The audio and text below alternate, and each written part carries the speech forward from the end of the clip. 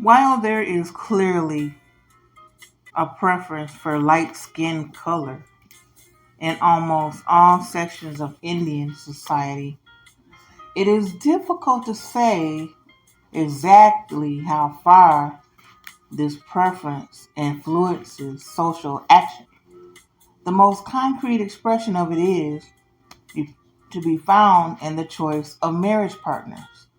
The choice of a fair bride or groom must, however, be made within limits that are strictly confined by considerations of other kinds. TB Wahid, Black Living Room Talk. I hope everyone is having a wonderful day today. It is a beautiful Saturday, and just absolutely lovely. It's 23 degrees where I am, but it's still a far cry from being in the negatives. And it's sunny today, so. And no snow. It's all just about melted. So, I am reading Race and Descent as Social Categories in India by Andre Patel, getting closer to the end. In certain parts of North India, Muslim women are often very light skinned and have features that are positively valued. Nevertheless, a Muslim bride, however fair, would not normally be accepted in a Hindu household. Likewise, a Kashmiri bride would not be acceptable in a Tamil Brahmin household in spite of her very light complexion. Thus, physical features of a particular kind are only marginally important, other things, or at least certain other things, being equal. Fair skin color has, for instance, much greater weight in choosing a bride than a groom. In the case of the latter, other qualities such as wealth, occupation, and education play an important part. A dark skinned son is not so much of a liability to a middle class family as a dark skinned daughter, for he can more easily acquire other socially desirable qualities. Wow, to be considered a liability as a daughter just because she's dark skinned? The caste system in India has often been compared with the system of Negro white relations in the United States. Recently, there has been some argument as to whether the American system can be viewed as a caste system. In a comparative study of caste in India and the United States, Kingsley Davis differentiates sharply between what he calls racial and non-racial caste systems. He says that a non-racial caste system, such as the Hindu, is one in which the criterion of caste status is primarily descent, symbolized in purely socio-economic terms, while a racial system is one in which the criterion is primarily physiognomic, usually chromatic, with socio-economic differences implied. Davis rejects the view that race has very much to do with the caste system as it operates in India today. The hypothesis that the Hindu system began on a racial basis is unproven. Even if true, however, it does not alter the fact that today this system is, for the most part, purely a matter of descent rather than race, symbolized in socio-economic terms. Davis has drawn attention to an important difference, but his formulation of it is not wholly satisfactory. Race and descent do not refer to mutually exclusive categories. In fact, their connotations overlap to a very considerable extent.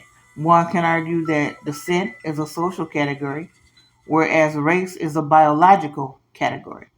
This is, however, a distinction the anthropologist makes to facilitate analysis of a certain kind.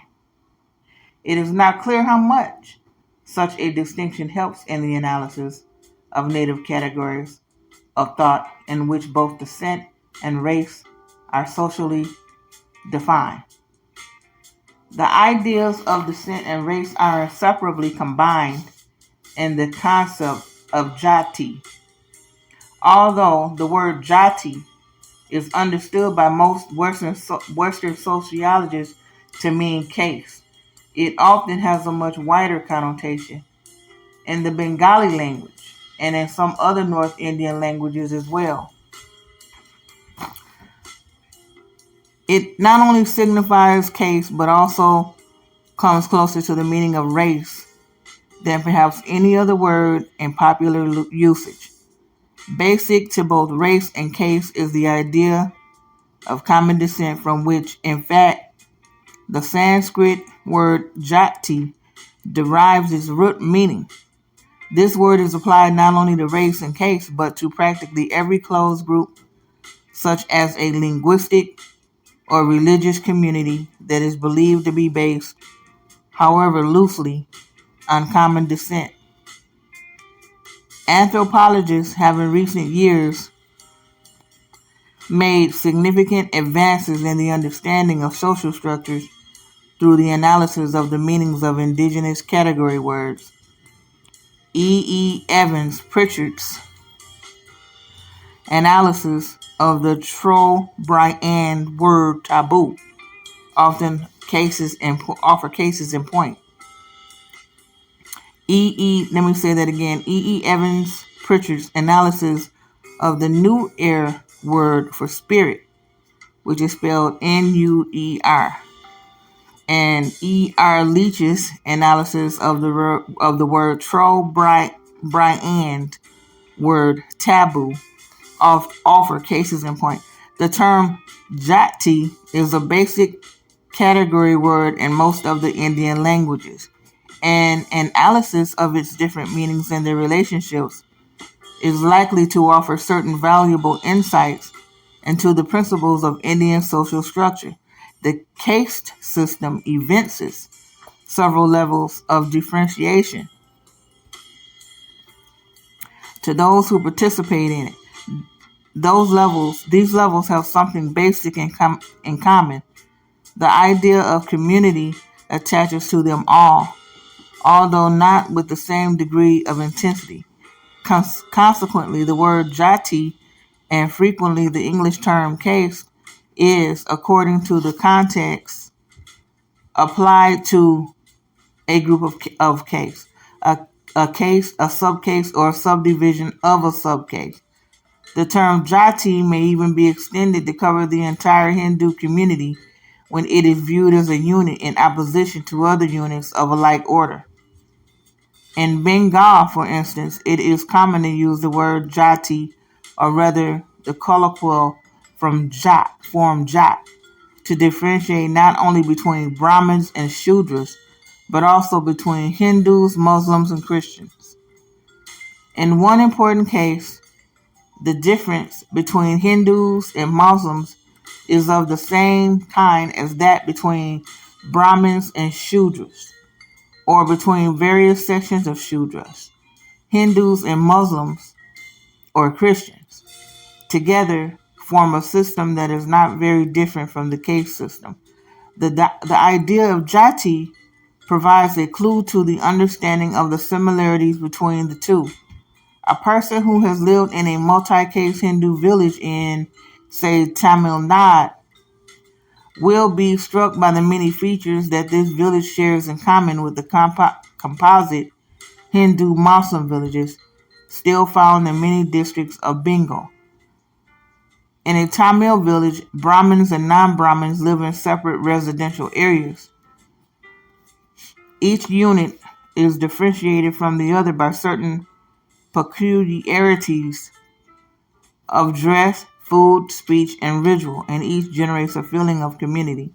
Similarly, in a Bengal village, Hindus and Muslims live apart and are differentiated from each other by distinctive social practices and by a consciousness of community. Hindus frequently refer to the entire Muslim community by the term Jati, even as they refer to untouchables as tribals and tribals by the same term. In the villages in which I lived in Bengal, I frequently asked people about the Jatis present, and the list generally included, in addition to Brahmins, Sadgopes and Akuris, the Hindu case, Muslims, Harijans, and Adivasis. In the urban areas too, it is common for people to use the word Jati to differentiate Hindus from Muslims. In many instances, the word Hindu has been entered against the information related to caste in a census or questionnaire. If there is so much confusion, even among educated Indians, regarding the true reference of religion, caste, or sect, I suggest it is because the social organization of these different kinds of units has been something fundamental in common. In areas where there is a concentration of Christians, as in Kerala, the Christians often operate as caste-like units in relation to Hindu caste. Members of smaller religious denominations such as Jains, Kabir Panthis, or Brahmos are not only viewed as Jatis but frequently enumerated as caste. The English term caste has generally a narrower referent than the word Jati for its regional variant. The word Jati thus refers not only to subcaste, caste, and caste groups, but also to religious communities. In some North Indian languages, it may refer, in addition, to a linguistic group that is a unit at once broader and narrower than a religious community. The Bengalis, for instance, commonly use the term Jati to differentiate between themselves and people from other regions such as Oriyas, Assamese, and South Indians. There are stereotypes relating to linguistic groups as well as to caste, the former being generally derogatory. Linguistic differences are sometimes expressed directly in a caste idiom. Adrian Mayer has shown that differences between subcaste and central India are often based upon regional, that is, linguistic affiliation.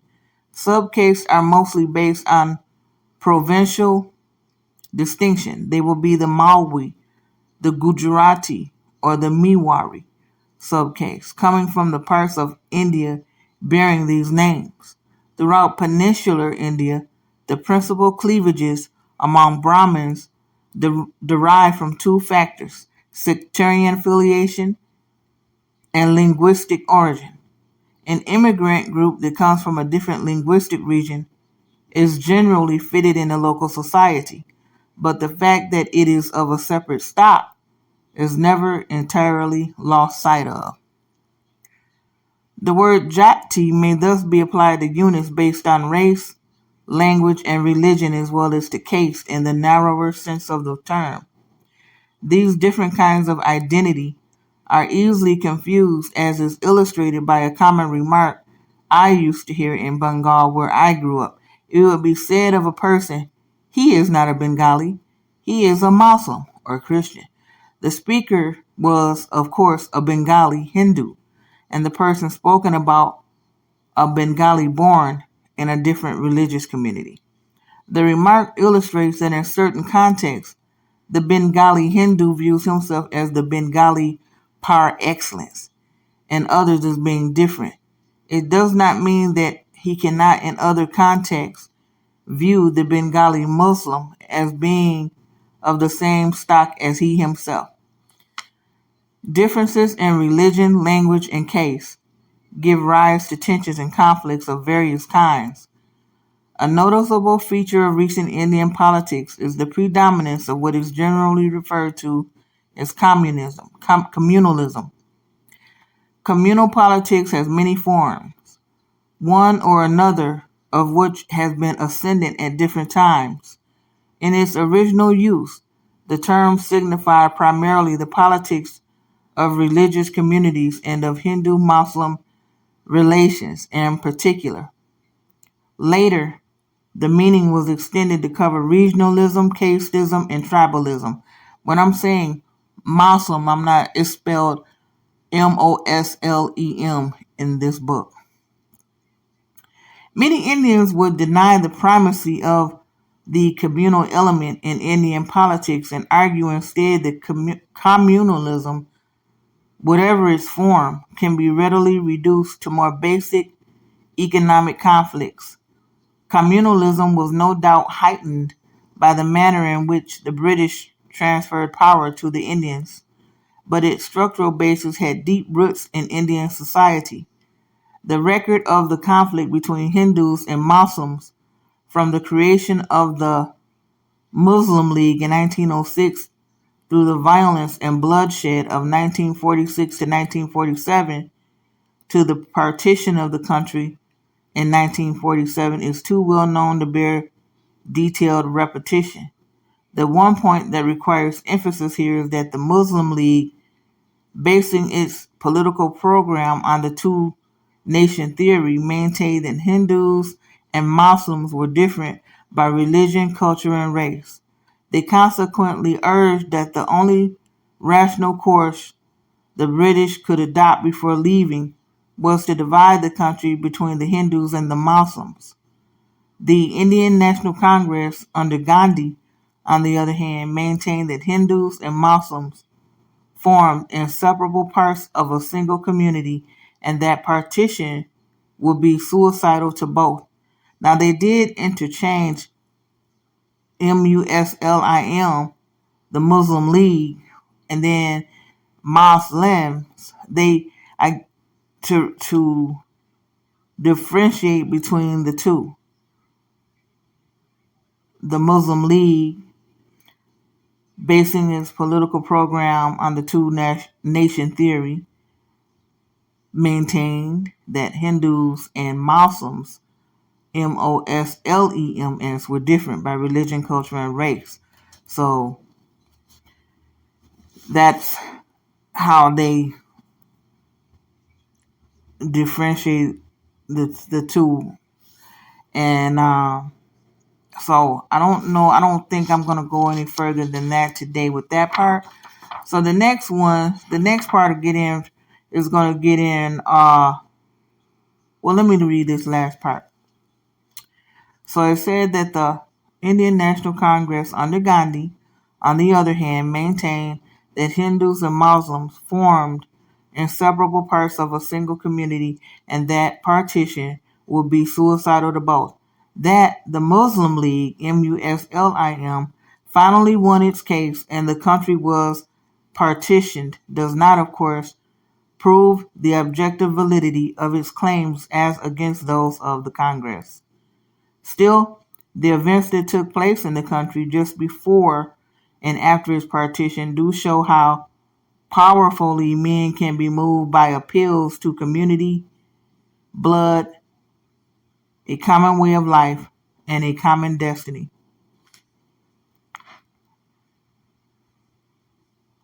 So they're going to talk more about the partition and how it didn't settle the Hindu-Muslim question in the next reading. I hope that you were able to take notes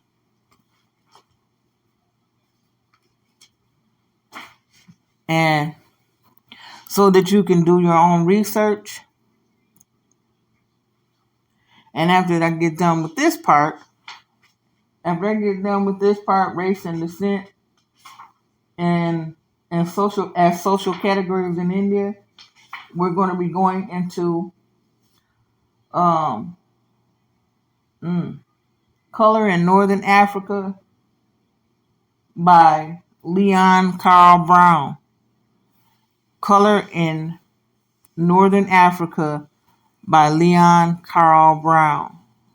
So if you would like to, you can do some research on Leon Carl Brown before I get started reading. excuse me, I have a young lady who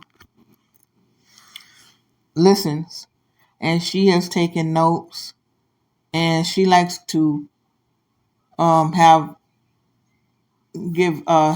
have conversation a little bit about it with her family. And she said it's also helping her with some of her college courses. So whatever you it is useful for you, that is a plus, and that is awesome. And I just want to say that I am glad that all of you that are here, and I just want to wish you peace, love, and light. And this is not the only thing that's going to be taking place on here. I don't want to make any promises, but I've been in talks with a couple of people who are really wanting to come on and talk about some things that are going on today that are facing the African American community in this climate that we're living in. So I wish everybody to have a wonderful day today. Peace, love, and light as usual. And please stay tuned to Black Living Room Talk.